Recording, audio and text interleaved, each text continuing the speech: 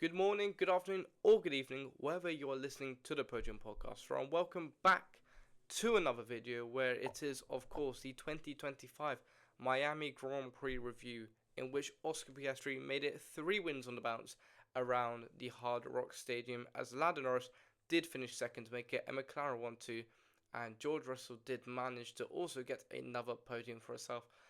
Well, it has been a very, chaotic weekend. A lot to get through, but of course, before we do get through the main talking points, we look back at the events of what happened. Not much. The first 20 laps were probably incredible because the race did start off on a gritty surface, which made it a little bit more interesting than a normal surface. Sorry, but at the start, it was Piastri in second, as Verstappen did take pole around Hard Rock. It was a great getaway from Piastri, who managed to try down the inside first, but then realized it was Lando Norris on second place. Sorry, Lando did manage to get a good start compared to what his, tendencies have been at the start. But he managed to get a good start going into turn one.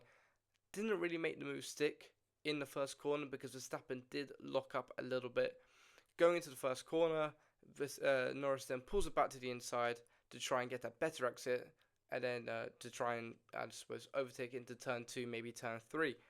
Going in towards turn 2, you have the first corner, you've got a right-hander, then it's followed by a quick left-right sequence. Verstappen did they were going side by side into turn 3. Verstappen has a snap of oversteer, which means that Lando is then forced off the track into a big puddle, and he is demoted all the way down to 6th position, as Antonelli is then taken 2nd position, with, I believe, Piastri in 3rd. But the main storyline from the first lap was that, Lando Norris and Max Verstappen did make slight contact. Was it whose fault was it? Well, we'll get into it a little bit later. But further down the pack in lap 1, it was Jack Doohan and Liam Lawson, who made contact with one another going into the first corner. Doohan seemed almost a little bit pinched by Lawson, but it was first lap error, and there was no one at blame.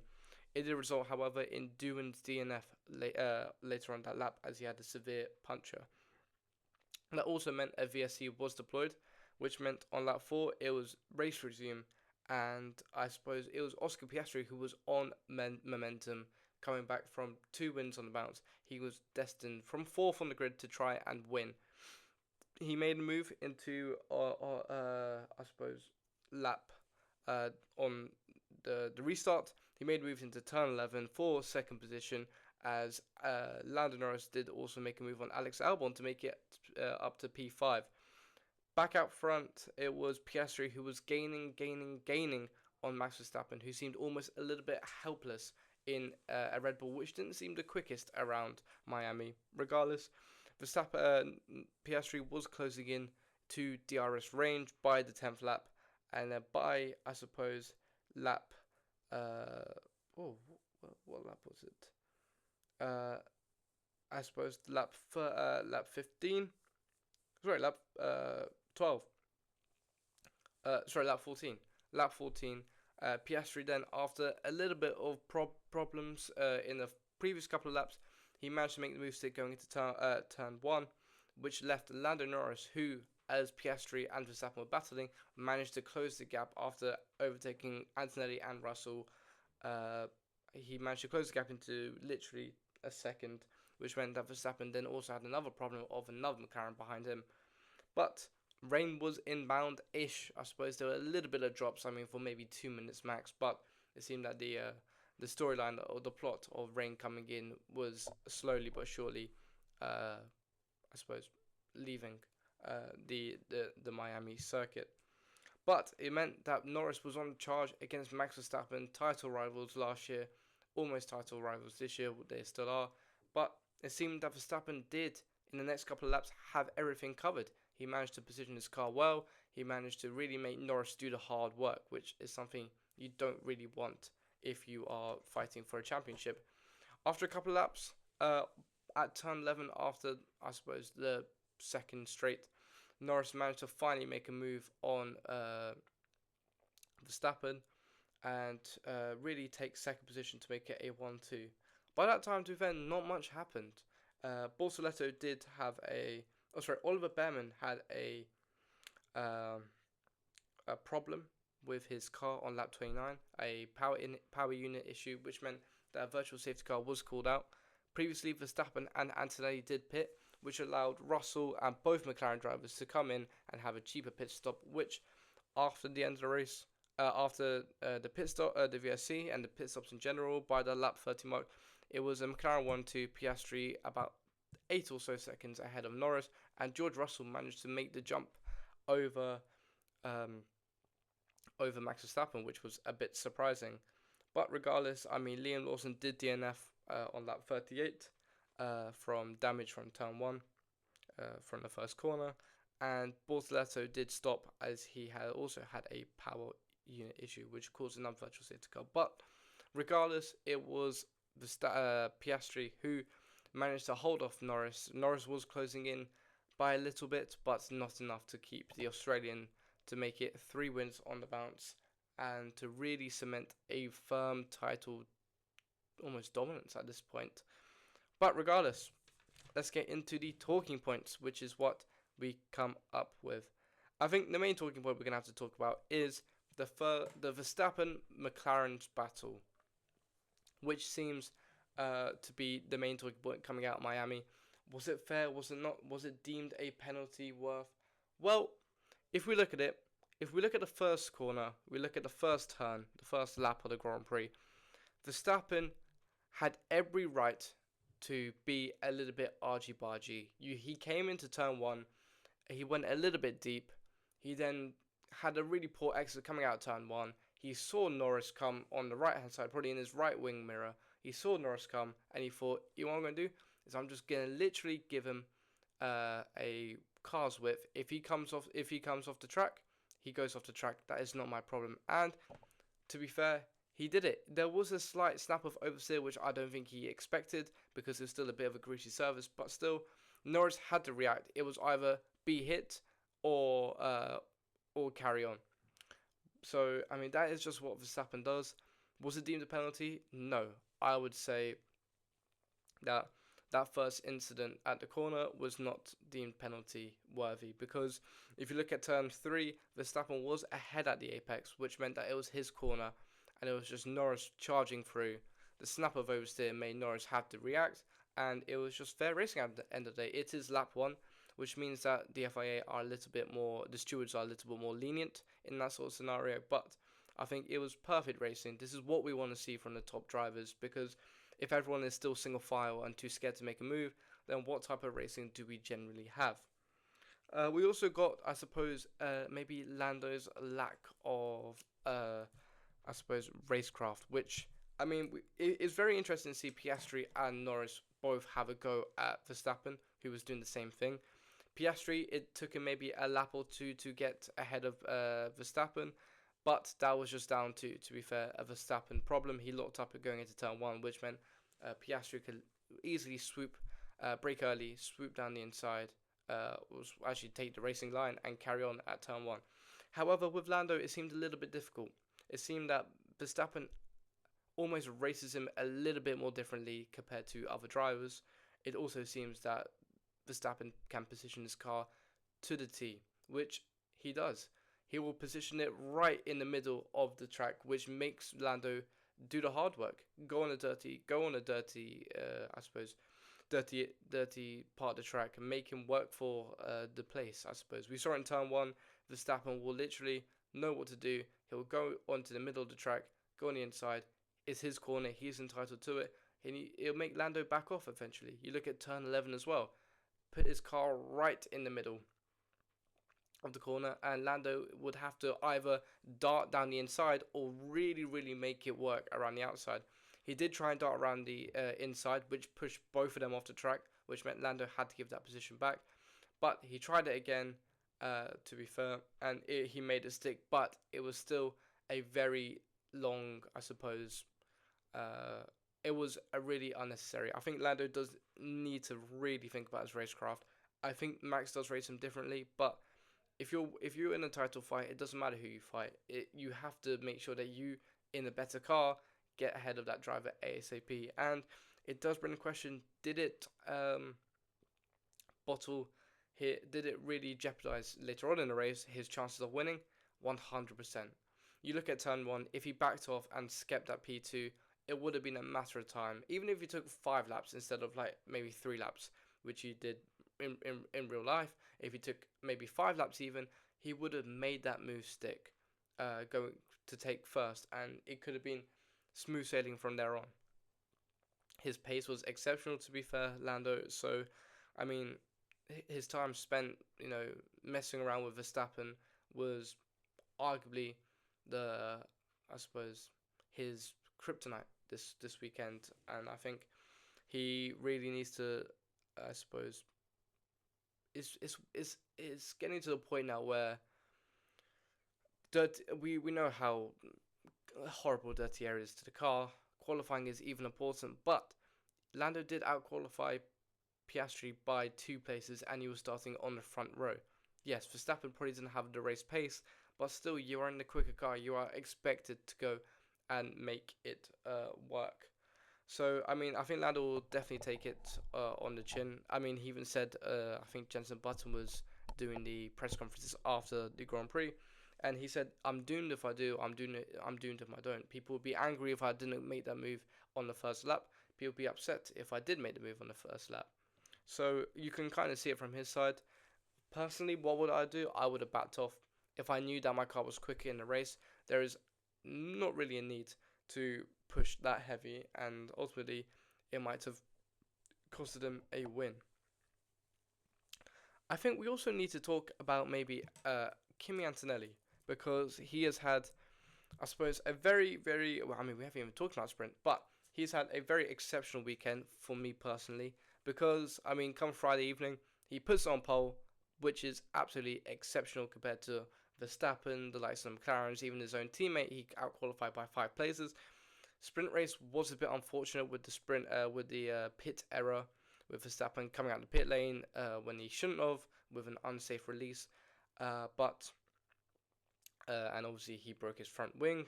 But to be fair, you have to give him credit. He did manage to not hurt one of his mechanics, which was, I suppose, the better thing, rather than try and get back into the pits, which ruined his sprint race. Qualifying was a little bit poor, and the race was, I suppose, solid-ish. Finishing P5 is decent, but I mean, it's still solid points. But he has had a very, very, very, I suppose, highs and lows weekend, very emotional weekend, I suppose. But it does also show that he does have a scary amount of pace for an 18-year-old. I mean, we already knew this coming into the sport, coming into 2025. Toto Wolff, there was a reason why Toto Wolff decided to put him and have the confidence in an 18-year-old in a, I suppose, top of the pack car, to partner George Russell and then to beat him, George Russell, a multiple Grand Prix winner, is absolutely exceptional. I think it does show that he does have those in qualifying. He can have that spark, but he really just needs to improve on his, I suppose, racecraft, because races where you score points at the end of the day, not qualifying. But I mean, it's great. It's a great glimmer of hope to see him. I suppose try and go for a win. I mean, unfortunately didn't get podium this weekend. I would have liked to seen him, and I think he had a different. Yeah, he would have had a, I suppose, a chance maybe in the sprint. I mean, the first corner was ultimately his fault. He locked up, went straight on. However, conditions were absolutely tricky, so I wouldn't blame him for making a rookie error like that. He's a rookie at the end of the day, so you have to give him, I suppose, that benefit of the doubt. Well, I mean, we also need to talk about Ferrari. Ferrari were, I suppose, very poor this weekend. Finished P7 and P8. Behind both Williams. No, sorry. Literally on the par of Williams. Wow, it seemed that their strategy was a little bit poor. They did a reverse strategy for both drivers. So, the inverse. So I believe Hamilton decided to go start on the hards and then finish on the mediums, whilst Leclerc opted for a medium start and a hard end, which meant that it did come to almost a meeting point in between, where Lewis had fresher tyres and was stuck behind Leclerc on hard, and as you should do, go onto the blower to your team and be like, get Leclerc, get Charles to move out the way, because I've got quicker tyres, I've got fresher tyres. Let me try and attack Alex Albon, I believe, or maybe it was actually Antonelli in front. Obviously, it took them almost 5 working days to respond to Lewis's claims, I suppose. I think it was 5 laps it took them to make a decision. And by that time, in that dirty air, behind 2 drivers, it seemed that Lewis's pace almost disappeared like that. Then, when they switched, Lewis had no tyres to try and attack Antonelli.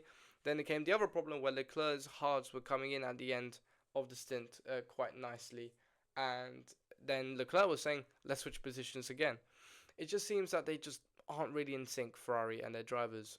I think their strategy wasn't overly, I suppose, outrageous. It was a bold strategy, but you need to be bold if you're qualifying in P12 and P8, I believe. So, I mean, I wouldn't blame them for the strategy, but the execution is probably where they are lacking severely. You look at the other teams, they know what to do, they can execute well. And it seems that Ferrari are almost always that step behind. And I think today, on Sunday, it really showed. They do have the pace-ish. I mean, Lewis did get a podium in the sprint, which was mainly down to a really dodgy safety car. But still, it was a podium nonetheless, and he executed fairly there. But it seems that Ferrari really needs to get their head screwed on properly, because this is what, I suppose, there's the 6th race of the season, and they are down in P4 at threat by Williams. I mean, Williams looked absolutely outstanding today on Sunday.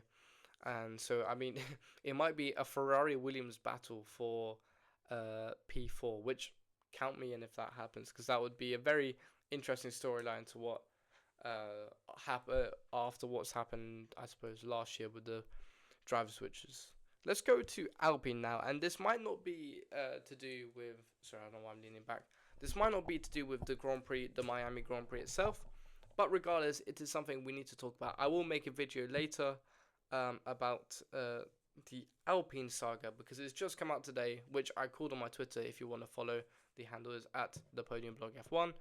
But it has been announced today that Jack Doohan has been dropped after 6 races for their reserve driver, Franco Colapinto, who, if you didn't know, did race in Williams for the last 10 races, I believe, in 2024.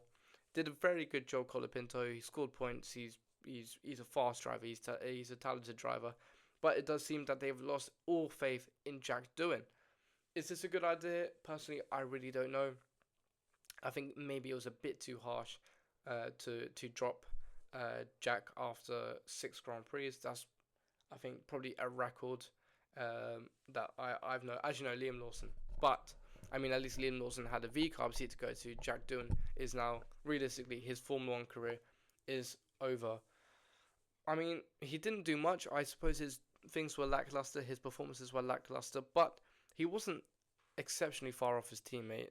And as a rookie, you do need to give them time. You look at Antonelli, and yes, he did score 6th today in the sprint, in the race, but he put it on pole on Friday. These kids, yes, racecraft is difficult for them to cope with, but time just helps everything in that sort of sense.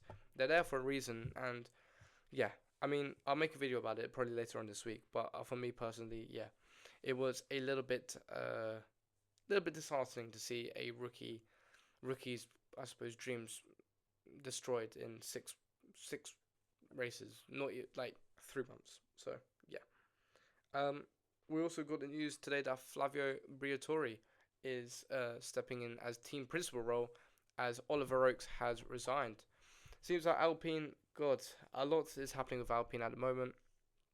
It seems that they really just, I suppose, are struggling at the moment. I know that their I suppose top CEO, their board is almost, they've lost almost any hope in 2025. So signing with Mercedes for 26 is probably the best idea. But Flavio Briatore is a very notable character in the paddock. He is, of course, the person that crafted Crashgate in 2008, in which Renault decided to cheat and win the Singapore Grand Prix in 2008 after Nelson Piquet was ordered to crash straight into the barrier. But he's back in the hot seat. He's got a new, fresh, young driver in Colapinto, a rookie raring to go, as well as a fairly experienced driver, Pierre Gasly. So Who knows? Maybe we go to Imola and they are P1 P2, which would be absolutely boggles. But it's a very interesting, I suppose, storyline to come out of Miami, to come out of Florida, and I suppose I will be making a video 100% in a couple of days, hopefully. Now let's go to my predictions because my predictions is where I make or break my wheel knowledge, if you know what I mean. So there is a lot to get through because it was a very busy weekend. Um, Qualifying for the sprint, I put Norris on pole, which did not happen. We also had Piastri second, which sorry, I'm really close to the mic. Piastri second, which did happen actually, and George Russell third when realistically it was uh, Lando. So no, sprint race. Oh, I did get sprint race correct. Norris to win, Piastri to be second, and it was actually Hamilton in third, not Leclerc fourth. Qualifying, I put Lando to take pole, which he did not. Piastri to be second, which he did not. Leclerc to be third, which he did not. Russell in fourth, which he did not, and Verstappen in fifth, which he did take pole. Race-wise, Lando to win. Oh, that was close to be fair. But nope, I got the McLaren 1-2 the wrong way round. Verstappen in third, nope. Russell in fourth, nope, he came third. And Lewis Hamilton in fifth, no, he came, I believe, eighth. In the middle of the race, which I would have written down somewhere, hopefully. Middle of the race was Piastri, Norris, Russell, Leclerc, Verstappen. Piastri, I got correct. Norris, no, Antonelli, no, wrong. Mercedes, Leclerc, fourth, yes, and Hamilton, fifth, no. Not too bad, actually. From there, biggest good surprise, I put, if I can find it, biggest good surprise. Oh, Lewis Hamilton. Oh, I mean, he did get no, he did not. It's not that biggest flop. Max Verstappen, which you can argue was a biggest flop because, I mean, it was a very poor race from him. I mean, he did get pole, but he was really off the pace. But it's only fourth, so no, I would not put that. So I have got 1, 2, 3, 4 points from that, which is fairly decent. 4. Oh, I believe.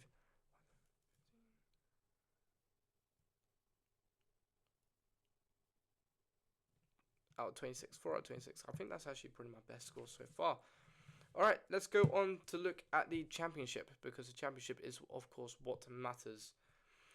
Let's go for the drivers first because it seems that Oscar Piastri has taken another chunk out of Lando's almost title fight, and he now leads Lando Norris by 16 points, and then the gap between Lando Norris and Max Verstappen is another 16 points, with George Russell not that far behind, can I just say. George Russell's only 6 points behind Max Verstappen in third, so, you know, it's still game on for Russell. He's finished, I believe, in every single competitive session in the top 5, which is absolutely very consistent, which is quite good to see. I'll probably say another shout out or big talking point is Alex Albon. Alex Albon is in 8th with 30 points, which is crazy after the first 6 races. He was disqualified from the sprint, which would have given him, I believe, he finished 4th, so that would have given him like another 5 points. But he managed to make it work in the main Grand Prix and take P5, which would have been like 10 points, which is fair enough.